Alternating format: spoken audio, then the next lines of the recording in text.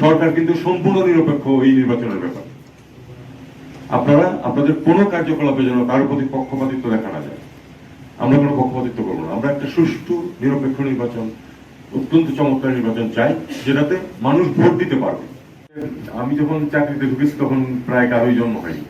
তো যাই হোক, তো সম্পূর্ণ একটা পরিপূর্ণ একটা জেনারেশনের গ্যাপ আমাদের মধ্যে।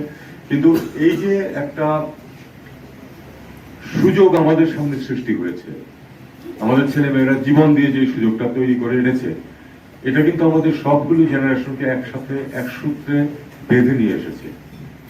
91 গণভোটের চেয়ে ওটা তফাৎ আছে। 91 গণভোট কিন্তু শুধু গণভোটের জন্য গিয়েছিল, একটা পরিবর্তন হয়েছে, আপনারা সেটা অ্যাপ্রুভ করেন কিনা।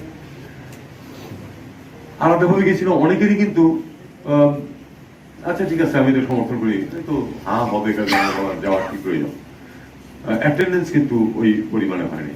এবারের যে অ্যাডভান্টেজটা আমি বলবো এটাকে, সেটা হলো যে মানুষ তো ভোট দিতে চান, বাংলাদেশের মানুষ ভোট দিতে পছন্দ করে। এটা কিন্তু আমরা সারা জীবন দেখে আসছি। তারা সুযোগ পেলে তারা সঠিক ভোটটা দেয়, সবসময় সঠিক সিদ্ধান্তটা তারা নেয়। আমাদের যে সরকার পরিবর্তনগুলি হয়েছে প্রত্যেকটাতে আমি মনে করি যে সঠিক সিদ্ধান্ত ছিল মানুষের, এবং মানুষকে সুযোগ নেয়। মানুষকে সুযোগ দেওয়া হয়নি, এটা হলো অসুবিধা। এবার কিন্তু মানুষের জন্য সুযোগ সৃষ্টি করার জন্য যে অন্তর্বর্তী সরকার আছে তারা সর্বাধিক চেষ্টা করছে, এবং আমি খুশি হলাম শুনে যে আপনারা এখানে যারা সরকারি কর্মকর্তা আছেন তারা একটা টিম হিসাবে কাজ করছেন, পরস্পরের সাথে সহযোগিতা করছেন। সমন্বয়টা খুব গুরুত্বপূর্ণ, আপনাদের কাজের ক্ষেত্রে কিন্তু সমন্বয় অত্যন্ত গুরুত্বপূর্ণ। আমি একটা বিষয়ে খুব খুশি হচ্ছে যে একটা এই যে হোয়াটসঅ্যাপ গ্রুপ তৈরি করে, যে ওখানে আমার কেউ নাই, আপনারা যে আছেন সেটা এই সমস্যাটা সমাধান করেন, এটা খুব কাজে দেবে। একটা জিনিস মনে রাখতে হবে, এই যে জিনিসটা এটা কিন্তু যারা বিরোধী, যারা চায় না যে ঠিক মতো হোক নির্বাচন, ঠিক মতো হোক গণভোট, তারা কিন্তু এটাকে ব্যবহার করবে। কাজেই এই জিনিসটাকে যারা এর পক্ষে আছে তাদেরও ব্যবহার করতে হবে, কারণ এটা মানে অ্যাক্সেস এবং ওই গতি, যেটা গতিবেগ অত্যাধিক, কাজে এটাকে ব্যবহার করতে হবে। এবং আমি শুনে খুশি হলাম যে আপনারা এই জিনিসটা খুব গভীরভাবে চিন্তা করছেন এবং এটা এই ক্ষেত্রে কোঅর্ডিনেশনের ব্যবস্থা করছেন।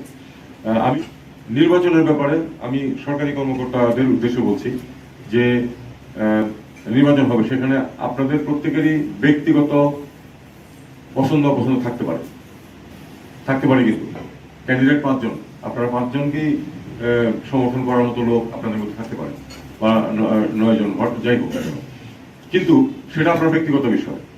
সরকার কিন্তু সম্পূর্ণ নিরপেক্ষ এই নির্বাচনের ব্যাপারে।